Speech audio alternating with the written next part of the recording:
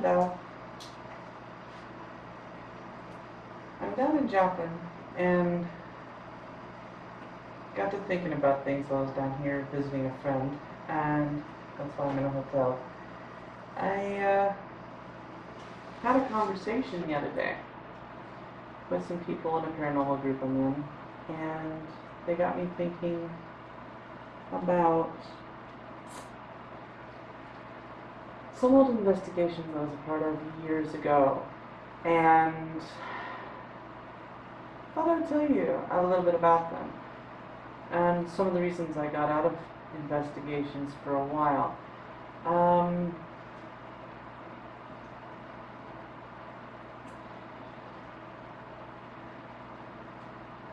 I had a good friend just outside of high school when I went to school with him, and at the time we didn't really get along in high school, but for some reason in college we got to talking again and started hanging out and ended up really good friends. And him and his fiance at the time decided they wanted to start a paranormal investigations team. And I was like, okay, that's cool. And what led up to that was, for a while, we would just kind of go out and have fun. We would go out to Lee's Cemetery down in Mount Vernon, Missouri. Kind of a creepy little cemetery there. There's some odd stuff that's going on. We've found altars there and stuff before, but that's its own story. I might go into detail on that later. We'll see. But used to do all kinds of things like that. Green Bridge was an old one-lane bridge out in Ozark, where allegedly some people have been hung in the past, stuff like that, and also some bad accidents. We did get EVPs there, and it was actually where we got our first EVP, which I won't quote on here because it's kind of inappropriate. If Dawn still has the recording of it, I might share it at some point, but it was inappropriate because of what happened down there. As you know, parts of Missouri at one time were very racist, and still is. And the things that took place down there and the reason it's haunted is related to that. I don't want to go into those details. But yeah. So us doing these little fun little projects kind of led up to him being like, okay, let's start an actual team. And I'm like, okay, sure, why not? At the time, I was dating another girl, and I'm saving their names because they want to remain anonymous in this because of some stuff that happened that was personal. I don't mind talking about it. So, anyway. Some things that happened that were really odd that led up to us not doing it anymore. One of our first investigations, or one of our first major investigations as an actual team, was actually here in Joplin. And it was an older two-story home in more of the downtown area. And mind you, this was before 2011, so before the tornado. I don't even know if that house is still there anymore because of where it was at. I haven't looked because I haven't wanted to go back to that because of the situation. And anyway,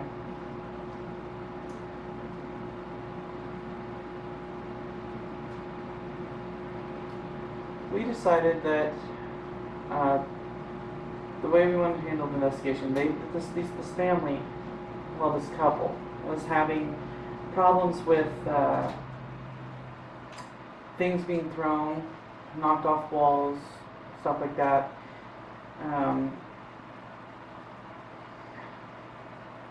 And whatever they felt was there, it didn't want them there. So they asked us to come investigate. That was the story they gave us, everything. We get there, there's definitely something going on.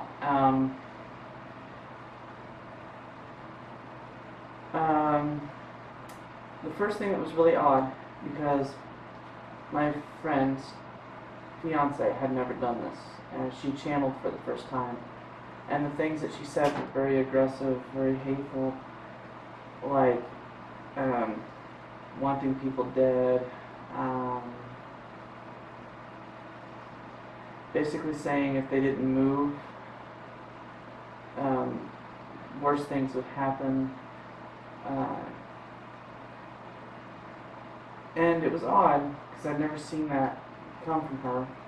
And at the time, I didn't take it that seriously. I've always been a bit of a skeptic. It's just my nature. I like evidence.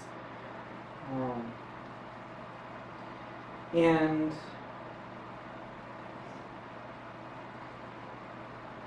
where the entity seemed to be, where it felt the most thick and heavy, like you walked in this house and you just did not feel safe. And even if you couldn't rationalize why, you just did not want to be there. And when we did the lights out and everything, the people that were letting us investigate went to go grab dinner so they wouldn't disturb us. And they went over to a friend's house for a little bit because late at night. I think we got there at about 7 p.m. and stayed till about 4 a.m. because we wanted to do dead hour. And things were going great up until about 12 o'clock. It seemed relatively normal other than just this heavy presence and just everyone kept saying they wanted to leave. They didn't want to stay. They didn't want to stay. And I felt unsafe, but at the same time I was intrigued and I kind of wanted to keep going. And we had a job to do. So we went on with it. Where things started getting weirder, she channeled around, I think it was 1 o'clock, after an attempted EVP session. We didn't have a spirit box at the time, so all we had was EVP and EMF. EMF was going off like crazy up in the attic, even with power killed. And it was after a certain series of questions. I think my friend, he asked if it was an evil spirit or if it was from hell. And that's when she started channeling, and it was saying things like that. It's like, leave me alone. These are questions you don't want the answers to. And stuff like that. And like, it's none of your business. I'm after the female that lives here, and so on and so forth. And what got really odd, we did our investigation, and we went home, analyzed EVPs and camera footage, stuff like that. We did catch an apparition up there, real faint, but the way it looked mostly humanoid, but the face was completely just blank. You couldn't see anything on his face, but the rest of it was just like a normal person standing there, but very androgynous.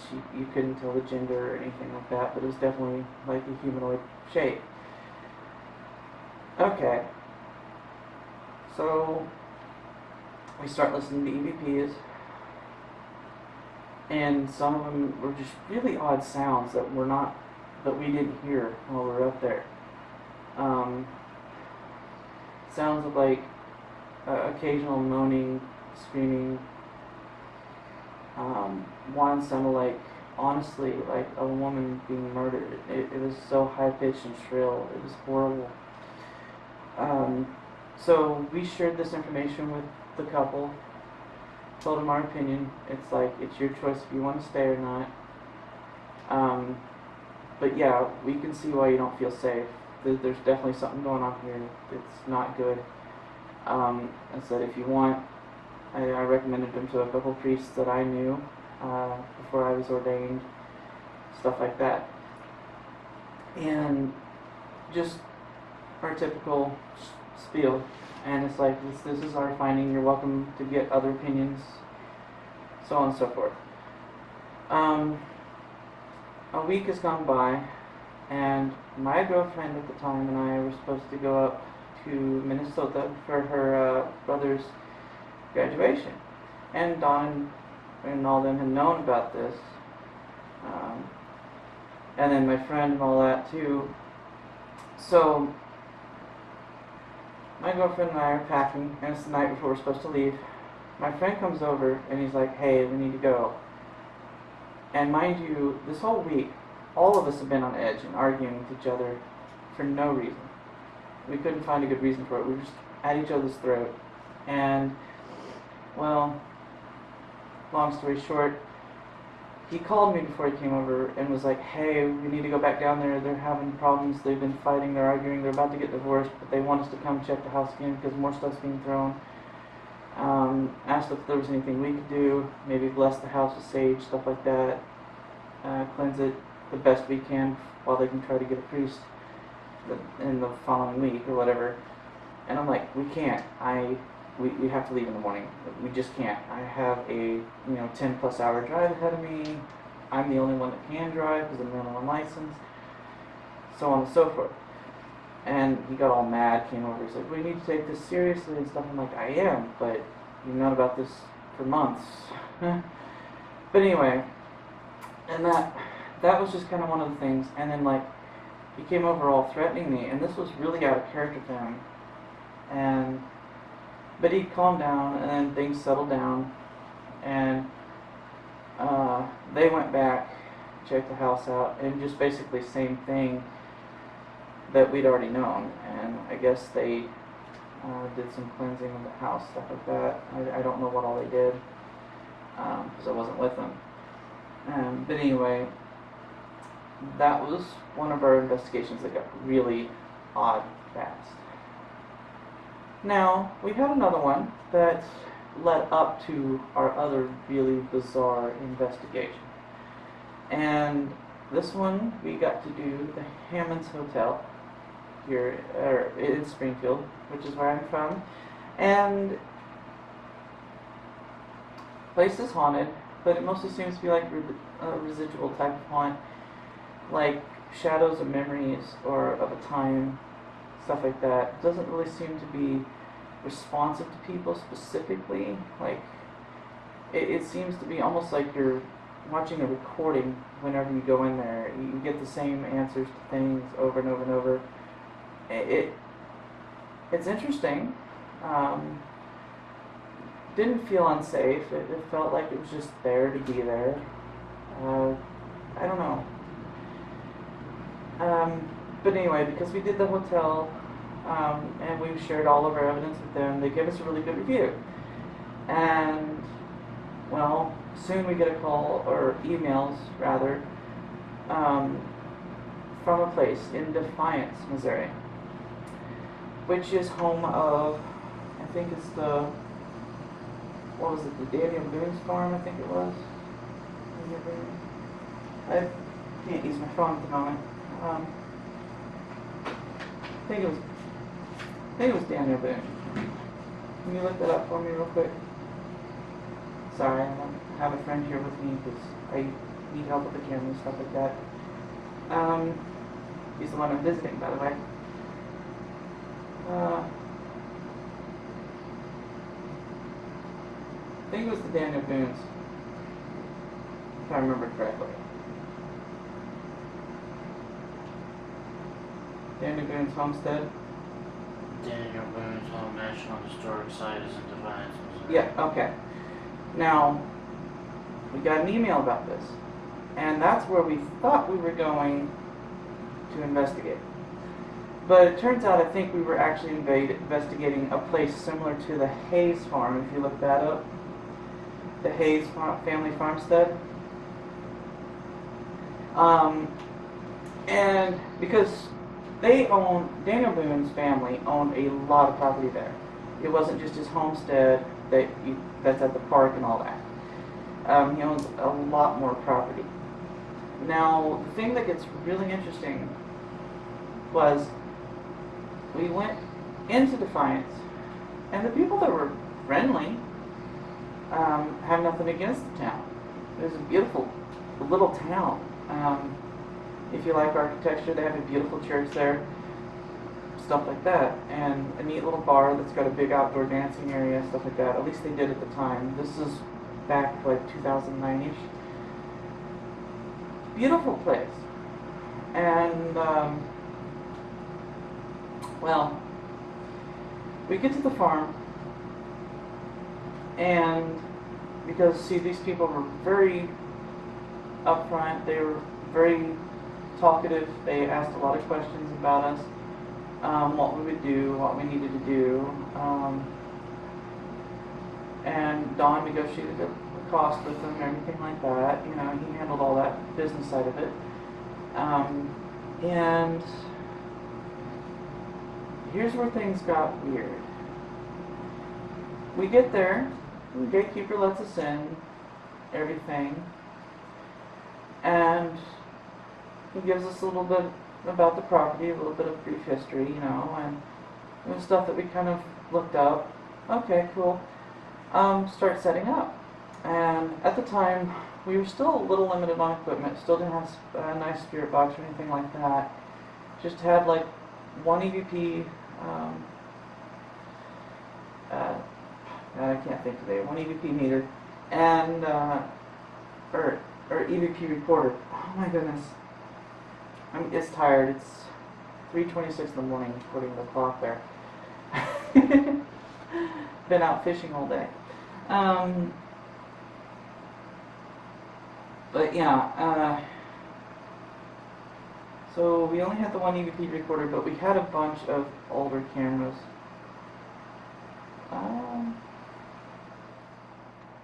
Alright, I'm going to have to merge all these together and stuff anyway.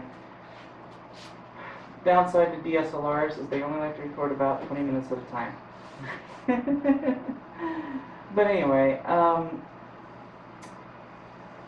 here's where it got weird. We started setting up, we had a couple of old Sony Digital 8s. I just had an old Sony High 8, and I think my friend had a DD cam, one of my other friends that was with us. Because he decided he wanted to come on with the investigation, come with us to the investigation rather, and maybe start becoming a permanent part of the team. We'd worked with him before. We get there, and everything seems fine. We're doing our thing, you know, going around, seeing what kind of video evidence we can get. We start setting up cameras on tripods, do some stuff and lights out, and just let them record for a while.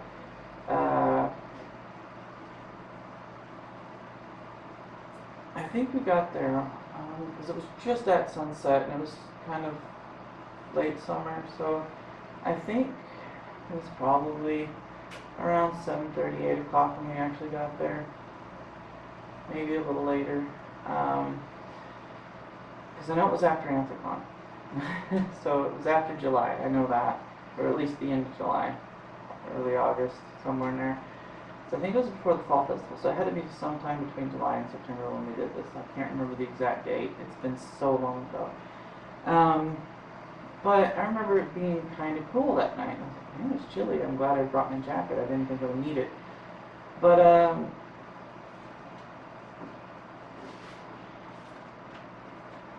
the thing that got really odd is because everything was just, it was routine up to that point. Just routine. Go around, ask questions for a while, see if you can get anything on the EVP recorder. Thankfully, our EVP recorder was nice. You could break it up into 4 different folders, and then each folder had different files that were so many minutes long. Or if you stopped recording, you could set it up different ways so that you could find evidence easier. It was great. It was one of the digital ones. Thought we'd give it a try because I had another tape recorder, and tape recorder was just a pain in the butt. It was a little more sensitive at times, it seemed like, but messing with tape, going back and forth through it all the time, was just a hassle. And then if you wanted to put it on a digital file, you had to have, the word and everything run into your laptop recorded. It was just easier with the digital one. It made life so much easier. Sorry, allergies getting me. But where it started getting really odd is I think it was about midnight at this time. And we were planning to stay almost all the way till dawn because we wanted to do dead hour, everything. But we didn't. And there's a good reason for it. This was before I had my CCW permit and before Missouri had constitutional carry. And, well, so none of us were armed. I was going to be getting a CCW soon. And, well, anyway. The only thing I had on me was my normal stun gun, stuff like that, which I always have when I'm traveling through Missouri out in the country, just because you never know. Back then, there was a lot of meth problems just all over Missouri. Still have some, but it's gotten better in a lot of places. And I'd never been to Defiance before, so I didn't know what to expect. And a lot of us hadn't. But that's besides the point. Left all that in the car because we felt welcome. And everyone was really friendly. We had all the documentation that they sent us in the mail saying that we had the rights to be there, everything. So the guard checked all that, and he was, okay, cool. He's like, I was told about this, we just weren't sure who we were looking for, yada, yada, yada. So where it got weird is Dot and I were up in the barn on the second floor. This barn was old, but it wasn't like dilapidated or anything. The floor was very solid, had a nice stairwell up to the second floor, everything. It was safe, just old. And we were setting up another camera up there. And I had my old DSLR, which was my Rebel XTI at the time, and I was so excited to have it. It was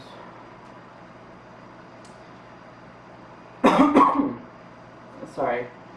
And, well, it's really odd here.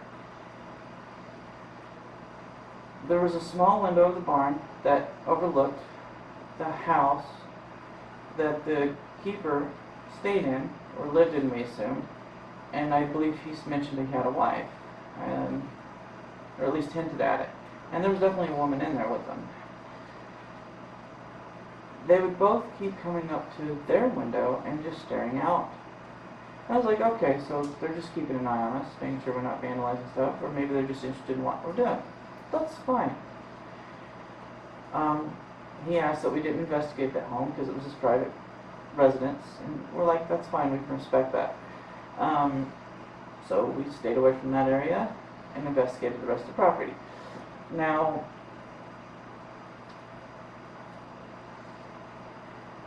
he just kept staring and staring and staring at us. Like, it was one of those gazes that made you uncomfortable and uneasy. Like, it wasn't necessarily hatred that you were feeling, but the look and the way he would just kind of gander at us was just so unnerving. So Don's like, okay, this is a little weird. And I'm like, yeah, it is too. Well, the others, I still won't mention their names because they wanted to remain anonymous. I talked to Don about this the other day. He's okay with it. But he was like, okay, let's kind of speed things up a bit and maybe move to another area. I'm like, okay, sure. He's like, just set this one up and we'll leave. Well, okay, I get it set up, get it recording. We ask a few repeat sessions in the dark, camera there. I take a few photos with my camera. I don't have an infrared camera yet, or at least, and it's like, let's just see what this picks up anyway. Stuff like that. And the only camera that had infrared was my old little Sony 8mm with night shot, and it was the only infrared thing we had. Because night vision on it actually was infrared. For a very short time, they actually made something with it. It was really cool. Loved it to death. Wished it still worked, but as you know, things eventually just. Plus, getting 8mm cassette tapes anymore, so it's a pain. But yeah, what made us really decide to start packing up and leaving, and I'm so thankful that we did when we did, because what happened next was intense.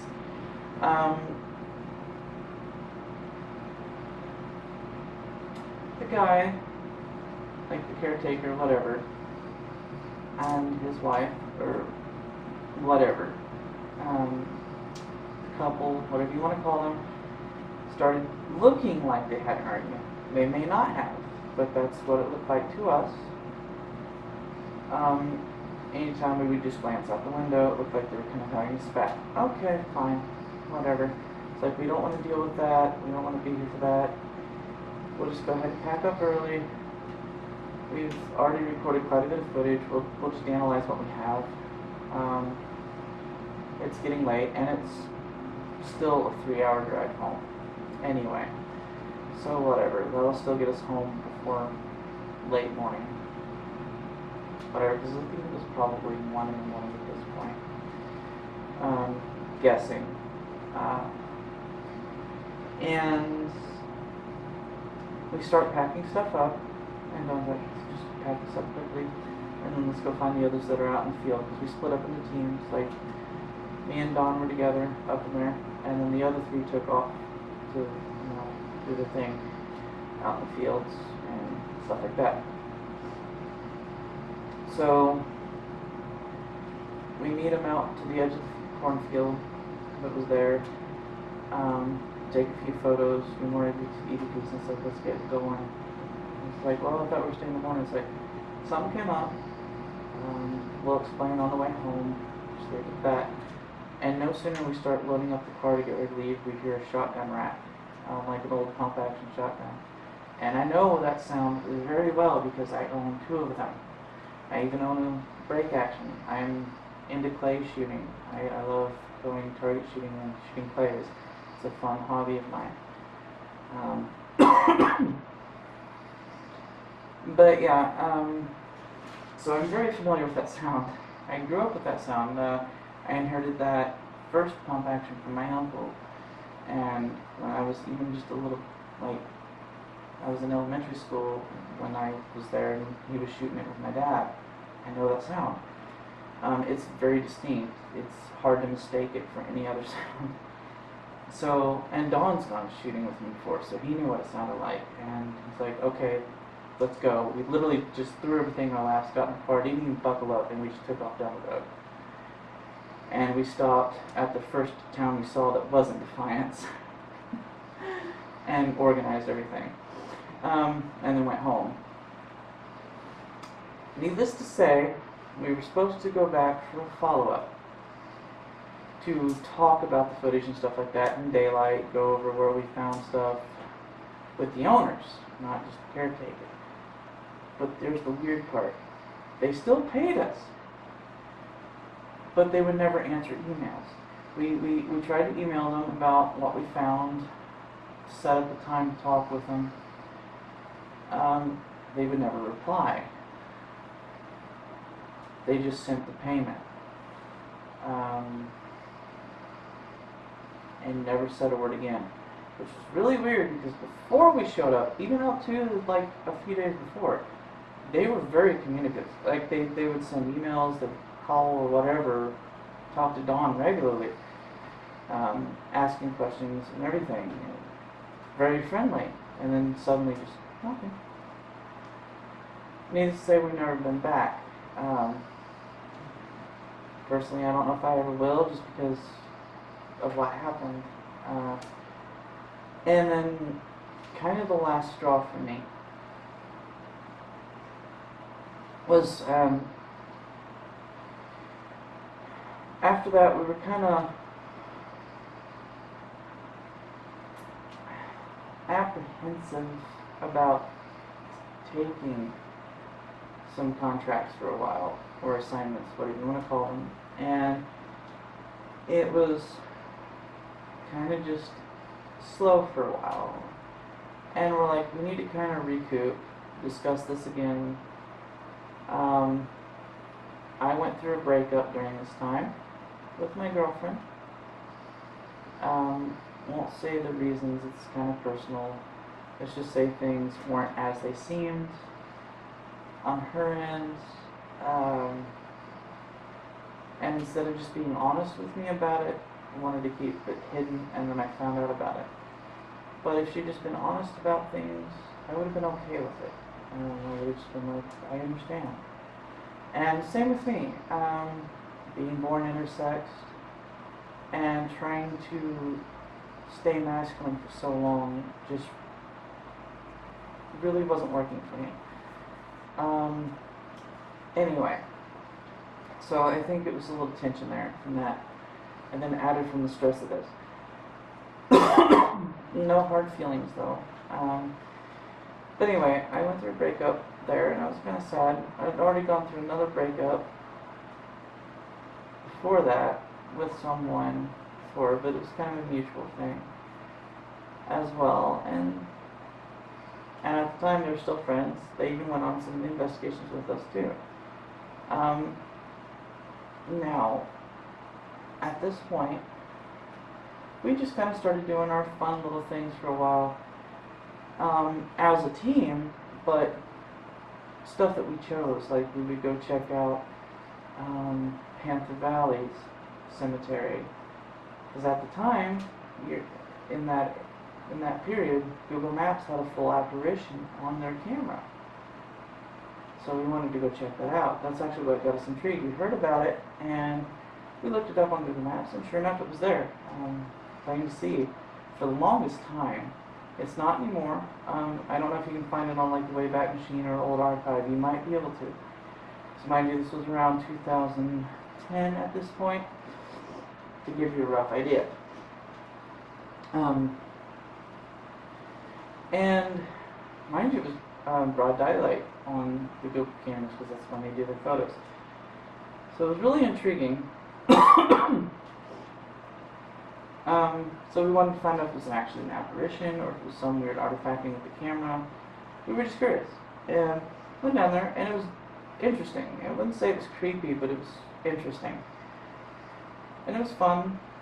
There definitely felt like there was a presence there, but we never really got anything from there. At least not that I was aware of. I think I caught a few orbs on my camera. That was really about it. Don't think that we got any EVPs or anything from there. And then we also would go back to Lee Cemetery out in Mount Vernon. We checked out an old, I think what used to be like a mortuary out in Halltown, and a few things like that. Anyway, long story short, one day I'm sitting at home, and we kind of took a break from the team because a lot of the members just weren't available anymore. So it was literally me, Dawn, and their fiance at the time. And it was just like, okay, we're gonna take a break from this for a while and just kind of have fun. Well, Dawn calls me one day. It's like, something's wrong with Heather, and she's acting weird. She's going crazy. And he's like, as you know, this all started because, well, we thought we had a ghost in our house. We weird. And that's what really did start our investigation stuff. It was interesting that weird stuff would happen in the house all the time. We nicknamed it the shitter ghost, pardon my language, but it was in their bathroom. That's literally where everything would keep happening, was in their main hallway bathroom. It was weird. But anyway, never anything bad. It was just odd things. It would knock stuff off, or close the shower doors, or shut the bathroom door. Weird things like that. Never really anything bad. But this time, because I remember me mentioning that Heather had channeled before. And, well, okay. Dog's like, please come over here. Something's wrong with her. Something's wrong with her. Something's wrong with her. And I'm like, okay. I'll see what's going on. I'll come over here. I mean, I don't know what I'm going to do. I'm not a priest. If she is possessed or something, whatever, I don't know what I can do. Said I'm not trained for this. I don't have any experience in this. You're gonna have to get help on your own. I don't know. And I said, if she is, I'm not staying long because I don't want anything to do with it, and I'm sorry. And he's like, no, I understand. So I get over there. She's out in the yard, and she's rolling in the ground and just making all kinds of noises and just being really freaking weird. And she had been losing weight up to this point too. And she was saying things that were just incomprehensible, making all kinds of noises and clicking noises. It was unnerving. And laughing maniacally, just everything. Her mom was scared. Dawn was scared. I was unnerved. And I was like, yeah, I don't know. I was like, I asked if she was on any medication. She's like, not really. And stuff like that. It just, typical questions like, well, I guess take her to a doctor and go from there. And, I guess he did. I don't know. He mentioned to me the next day that she seemed better. Still a little off. And this was a downhill spiral for them for a long time. And this is the reason that I got out of paranormal investigation for a long time. Because it's like, I swore that I would never do it again unless I was with a team that was actually safe about things. And took things more serious. Like, they took things seriously, but they were the type of people that really liked to try to agitate what was there to try to get a response. Like, they would push its buttons. And I was never comfortable with that. I'm one of those leave and let be type of people. Like, if they don't want messed with, don't mess with them. They just want to be left alone. I get that way. I want to be left alone. I want to be left alone. And, okay, respect. And I don't know if something latched onto her. To this day, I don't know what happened. I probably never will. But it was enough for me to just kind of be like, I'm stepping back. But it still makes for interesting stories. But yeah, eventually because they got married at one point during all this, for a while, because she seemed to improve. They were fine, they were together, they got married, were married for a few years, but things just kept going downhill for her. She was getting violent, hateful, throwing stuff, which was out of character for her. I'd known her as long as I know Dawn. And it just kept getting weirder and weirder and weirder. And eventually just one day she's like, I'm gone, I don't want you here anymore, whatever. And she looked anorexic at this point. Like, she was so thin and, I don't know, pale. But it wasn't the same person that I knew back in college, back in 2005. Completely different, and totally different personality. Even when she would greet you, it was different. It was just apathetic, like, oh, hey. Oh, you're here. Okay. Stuff like that. It was no longer like, oh, hi, Corey. So, I don't know. Take it or leave it. Formulate your opinions. I don't know what happens at this point, but yeah. I know this video is getting long. I may break it up into a couple parts. I really don't know. Anyway, can you do me a favor and look up the Joplin Spook Light? Since we're here in Joplin, give you a little history about Joplin. I think it's called the Tri-State Spook Light.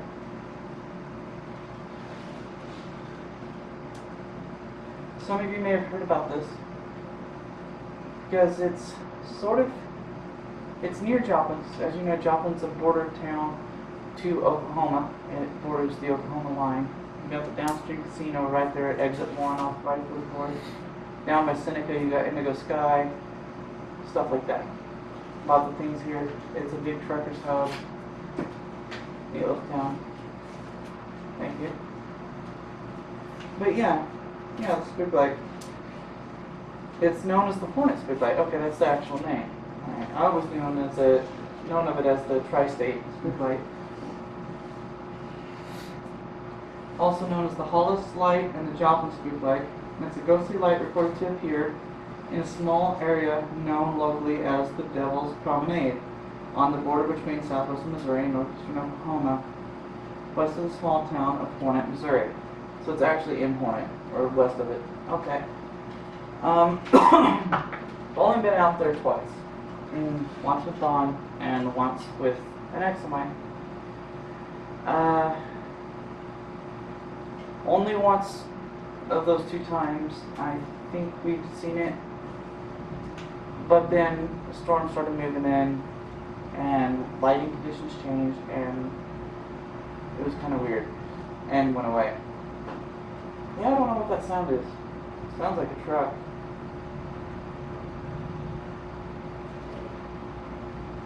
That's a big truck, though. Wow. Anyway. But yeah, if you guys are ever around here, it's kind of neat. Go check it out. It's an old road, so be safe. There's not much room to pull over and stuff like that. And it is being more developed since, like, things are being more developed out there. And more houses, stuff like that. As times change. But yeah, there's been reports of it. My dad said at one time that it bounced through the car when he was out there as a kid. Lots of things like that have been reported. It's a light that they don't know where it comes from. They thought it was headlights at one point from the nearby highway. But then they said that there's no way it could be because, the positions that you see it from, it doesn't make sense. Some thought it was swamp gases or from decaying matter in fields even, different things like that. They don't know. But it doesn't explain how it moves and dances around sometimes. Sometimes it'll even pass right through vehicles that people have seen and reported. You never know. I still want to go out there and try to see it again, but just since I'm here in Joplin, thought I'd bring out a part of history while I was here. Kind of cool. In fact, that the Exit 4, the Joplin Petro, has little information things about it on their walls and in the bathrooms and different places too. So it's kind of cool. But anyway, thanks for listening. I know it's a long video. Hope you enjoyed hearing about some of that stuff. I know some of it's kind of weird. So I was like, hey, I promised to talk about this more in detail in the group and stuff. So here it is. I'm just going to post it on my channel and link you guys to it. And if anyone else sees this, I hope you enjoyed it as well. Thanks for listening. Take care. Bye-bye. Right.